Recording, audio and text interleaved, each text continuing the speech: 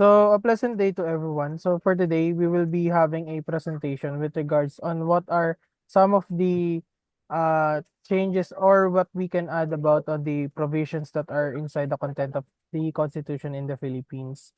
So, without further ado, let's get started. First, for me, transparency and accountability might be added to have a government that is more responsive, more trustworthy, and less susceptible to corruption. Many cases in our country that lack of information or can provide audits of their funds. Example, Vice President Sara Duterte asked in the Senate hearing where the big confidential funds go, but they can provide enough audit or transparency of where they use those funds. Overall, this is what we need to add to our government to establish mandatory audits to avoid corruption in our country. Because in this country, corruption of government officials is the main issue.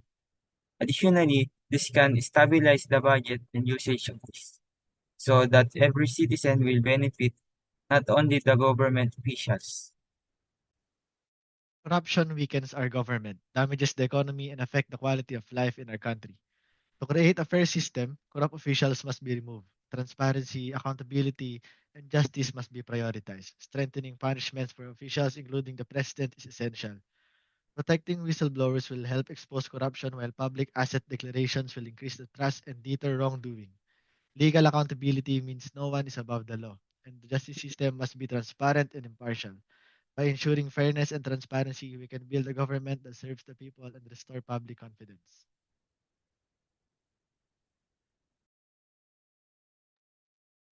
Transparency and accountability are essential for a trustworthy government.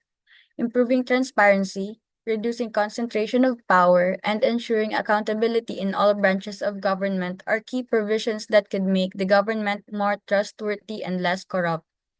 Some provisions that could be changed or added to improve the government responsiveness, trustworthiness, and reduce corruption would be first, stronger accountability for leaders. While the Malola's constitution established a democratic republic, it could have had stronger rules for holding leaders accountable, adding provisions for transparency in government actions and regular reporting to the public would make it harder for officials to abuse power. Second, anti-dynasty provision. One weakness was the rise of political dynasties. Adding an anti-political dynasty Adding an anti-political dynasty provision would ensure that no single family holds onto power for too long, allowing for fresh ideas and leaders.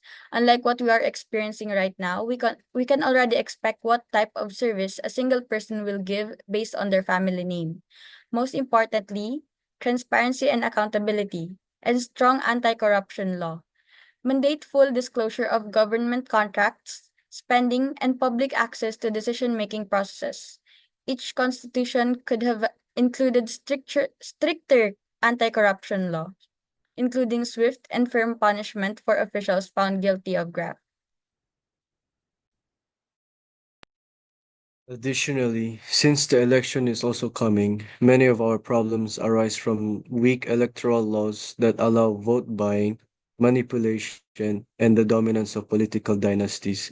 Implanting safeguards to prevent election fraud would help ensure that those in power truly represent the people's will, especially since the Philippines is a democratic country.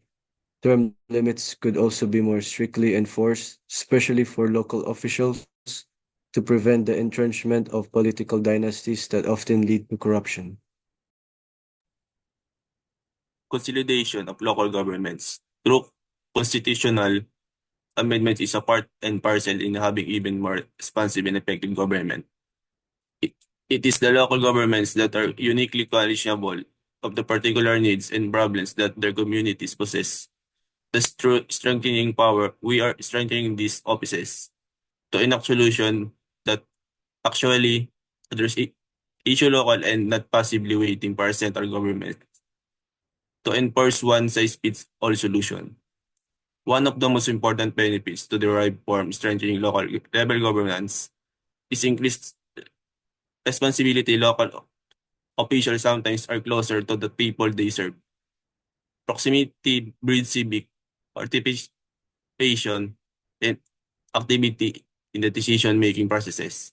There is proximity that allows citizens to hold their leaders accountable in ways that are sometimes much harder to do at the interstate of federal levels.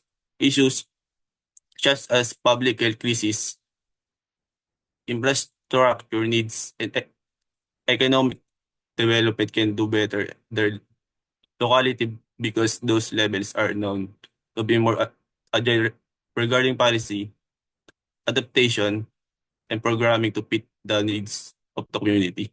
That current inequalities within the system can be bridged through the devolution of power to the local uh, church can be possible with the provision of authority to the local authorities in this way.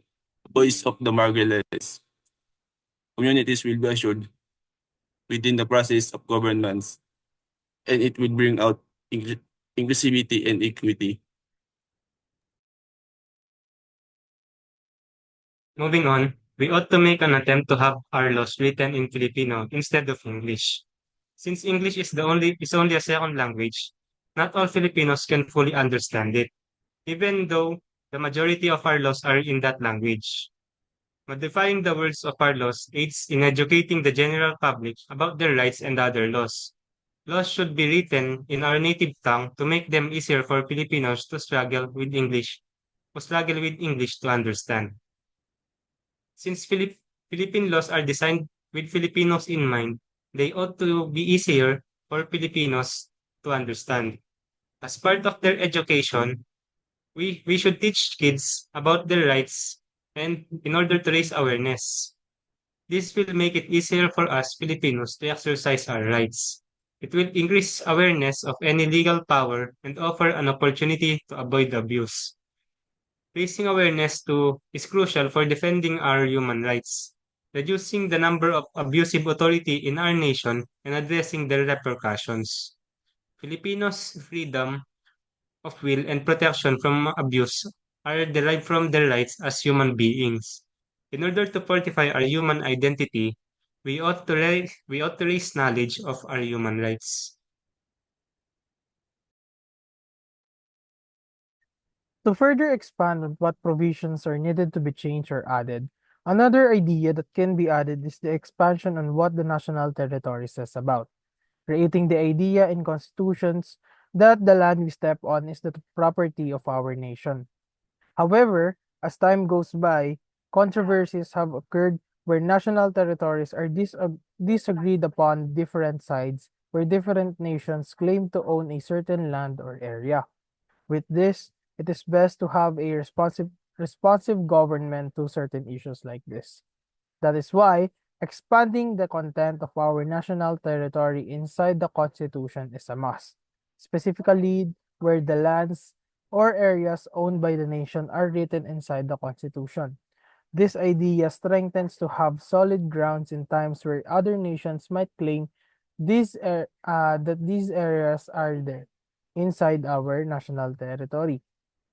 In addition, it also it is also known that things that are written and published inside the Constitution are verified and ratified to all. That is why the verification and ratification of the content inside the Constitution enables the nation to have solid evidence on what lands and areas that the nation owns.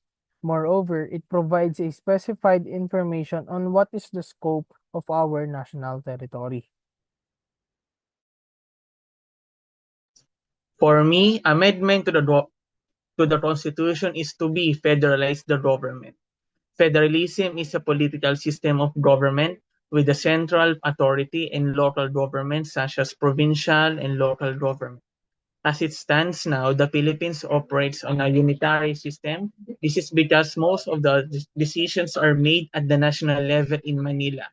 This setup can be slow and often does not avail itself to meet the requirements of local markets or users. Federalisms will do that by directly empowering provinces and local governments to make more appropriate and suitable decisions. This approach leads to developments that makes the government more responsive and efficient. For positive federalism, we have to amend the constitutions by allowing subnational government authorities to affect positive change in the lives of their people.